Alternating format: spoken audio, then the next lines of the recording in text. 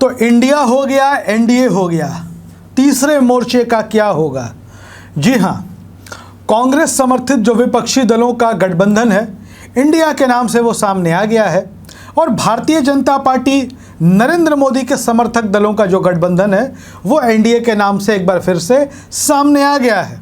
हालांकि पिछले 8-9 सालों से लोग एनडीए का नाम भूल गए थे। हालांकि एनडीए वही गठबंधन है जिसकी वजह से भारतीय जनता पार्टी पहली बार केंद्र की सत्ता में आई थी, उसने कांग्रेस की जगह ली थी और पहली सरकार बनी थी अटल बिहारी वाजपेयी के नेतृत्व में, जिसने 5 साल का कार्यकाल पूरा किया था। लेकिन समय बदला, नेता बदले, वक्त बदला, परिस्थितियां बदली, राजनीति का माहौल बदला तो एनडीए ठंडे बस्ते में चला गया। ऐसा नहीं था कि बीजेपी के साथ सहयोगी दल नहीं थे, गठबंधन नहीं था। 2014 का लोकसभा चुनाव हो, 2019 का लोकसभा चुनाव हो, कई राज्यों के विधानसभा चुनाव हो, भारतीय जनता पार्टी गठबंधन में चुनाव लड़ती रही है। कई जगह गठबंधन में इनकी सरकार भी रही है। लेकिन नरेंद्र मोदी ब्रांड के आगे, नरेंद्र मोदी के नाम के आगे एनडीए जो है वो कहीं नेपथ्य में चला गया था, कहीं पीछे चला गया था। वहीं कांग्रेस के नेतृत्व वाला विपक्षी महागठबंधन जब इंडिया के तौर पर आकार लेने लगा, शक्ल धारण करने लगा, वैसे ही एनडीए जो है वो भी पुनर्अवतार में दिखाई देने लगा। खुद माननीय प्रधानमंत्री नरेंद्र मोदी जी ने एनडीए की मीटिंग बुलाई, एनडीए के अलग अलग दलों के साथ बैठक की और आपने देखा होगा। खैर, बहुत सारे दल हैं, संख्या बल के हिसाब से 26 दल इंडिया के साथ हैं और 38 दल एनडीए के साथ हैं। अब बाकी लोगों का क्या होगा? ऐसा नहीं है कि इस देश में सिर्फ वही दल हैं जो इंडिया के साथ हैं या वही दल हैं जो एनडीए के साथ हैं। कई ऐसे दल हैं जो ना बीजेपी के साथ हैं ना कांग्रेस के साथ हैं। आने वाली परिस्थितियों में, आने वाले वक्त में ये क्या करेंगे देखना दिलचस्प होगा। और ऐसा नहीं है कि ये दल न्यूट्रल हैं या ये दल कभी गठबंधन नहीं करते रहे हैं। और उनके नाम हम आपको बताते हैं जो बहुत ही महत्वपूर्ण राजनीतिक दल हैं इस देश के लिए और जिनकी राज्यों में सरकारें भी हैं, जो सरकार चला रहे हैं, मजबूत दल हैं।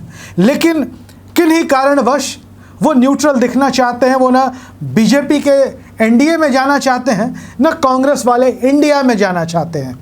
उन दलों में जो बहुत बेहद महत्वपूर्ण नाम है, बहुजन समाज पार्टी, उत्तर प्रदेश की पूर्व मुख्यमंत्री मायावती की पार्टी बीएसपी इस देश की मजबूत पार्टी एक वक्त में रही है। हालांकि आज की तारीख में इनका समय बहुत अच्छा नहीं चल रहा है, लेकिन मायावती के समर्थक आज भी इस देश में करोड़ों की संख्या में है। मायावती अभी किसी के साथ नहीं है। दूसरा नाम आता है AIMIM, ऑल इंडिया मजलिस इत्तेहादुल मुस्लिमीन, ओवैसी की पार्टी, असदुद्दीन ओवैसी की पार्टी। असदुद्दीन ओवैसी की पार्टी भी किसी गठबंधन का हिस्सा नहीं है। तीसरा नाम आता है YSR कांग्रेस, जिनकी आज की तारीख में आंध्र प्रदेश में सरकार है। जगन मोहन रेड्डी मुख्यमंत्री हैं। आंध्र प्रदेश की सबसे बड़ी पार्टी है और कह सकते हैं कि बहुत मजबूत पार्टी है। ये भी अभी किसी के साथ नहीं है। हालांकि इनका जन्म कांग्रेस से ही हुआ है, कांग्रेस से निकलकर ही YSR कांग्रेस बनी है। TDP ये भी आंध्र प्रदेश की पार्टी है, तेलुगु देशम पार्टी, चंद्रबाबू नायडू की पार्टी। एक वक्त में भारतीय जनता पार्टी की बहुत करीबी पार्टी हुआ करती थी अटल जी के दौर से। अब भी ना ये इंडिया में है ना एनडीए में है। इसके साथ BRS तेलंगाना के मुख्यमंत्री के चंद्रशेखर राव की पार्टी, इनको भी बीजेपी की विरोधी पार्टी के तौर पर देखा जाता है। लेकिन कर्नाटक के चुनाव नतीजों के बाद और राहुल गांधी की भारत जोड़ो यात्रा तेलंगाना से गुजरने के बाद तेलंगाना का माहौल बदल गया है। पहले लग रहा था कि तेलंगाना में लड़ाई के चंद्रशेखर राव की पार्टी BRS और बीजेपी के बीच हो जाएगी, लेकिन कांग्रेस ने बीजेपी को धकेल दिया है और लड़ाई TRS, BRS और कांग्रेस के बीच है। और इस वजह से BRS किसी अभी गठबंधन में नहीं जा सकती। भारतीय जनता पार्टी के एनडीए में इसलिए नहीं जा सकती क्योंकि BRS खुद को सेक्युलर पार्टी बताती है। उधर कांग्रेस के साथ सीधी लड़ाई है, इसलिए ये इंडिया का हिस्सा नहीं है। बीजू जनता दल ओडिशा की पॉलिटिकल पार्टी है, वहाँ सरकार है इनकी, नवीन पटनायक मुख्यमंत्री हैं, इनके पार्टी के नेता।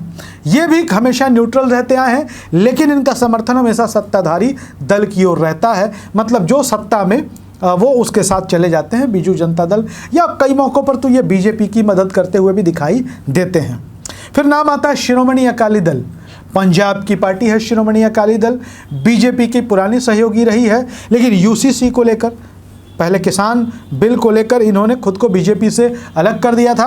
बाद के दिनों में ये चर्चा चली कि शिरोमणि अकाली दल, सुखबीर सिंह बादल की पार्टी, बीजेपी के साथ जा सकती है, लेकिन वो भाजपा के एनडीए में नज़र नहीं आए। कांग्रेस के इंडिया में ये जा नहीं सकते क्योंकि शिरोमणि अकाली दल की जो नींव है कांग्रेस के विरोध पर ही टिकी हुई है। इंडियन नेशनल लोक दल समाजवादी विचारधारा की पार्टी है, हरियाणा से आती है। इनेलो, ये भी अभी किसी के साथ नहीं है। जेडीएस, पूर्व प्रधानमंत्री एचडी देवेगौड़ा की पार्टी कर्नाटक से आती है। इनके बारे में भी कहा जाता है कि एनडीए के साथ आ सकते हैं, लेकिन नाम में ही सेकुलर जुड़ा है तो थोड़ी परेशानी है। और इंडिया में इसलिए नहीं है, कांग्रेस वाले इंडिया में, क्योंकि कर्नाटक में इनकी लड़ाई कांग्रेस के साथ ही है। कर्नाटक में कांग्रेस सरकार में है। ये 9 महत्वपूर्ण पार्टियां हैं। इसके अलावा और बहुत सारी छोटी छोटी पार्टियां भी हैं जो तीसरा मोर्चा बिहार, देश भर में खड़ा कर सकती हैं। और ये तीसरा मोर्चा देखना बड़ा दिलचस्प होगा। हालांकि तीसरा मोर्चा अंत तक टिका रहेगा, इसके बारे में कहा नहीं जा सकता। और इन राजनीतिक दलों में से 9 के 9 में से हम अगर बात कर लें तो 7-8 दल ऐसे हैं जो किसी न किसी के साथ जाएंगे ज़रूर, चुनाव नतीजों के बाद ही सही, लेकिन इनका जाना तय है। तो तीसरे मोर्चे की खबर आपने सुनी। तीसरा मोर्चा किनके वोटों में सेंधमारी करेगा, किसको परेशान करेगा, ये तो चुनाव नतीजों के बाद ही पता चलेगा। वीडियो अच्छा लगे तो शेयर करिएगा और अपनी राय कमेंट बॉक्स में ज़रूर दीजिएगा। धन्यवाद।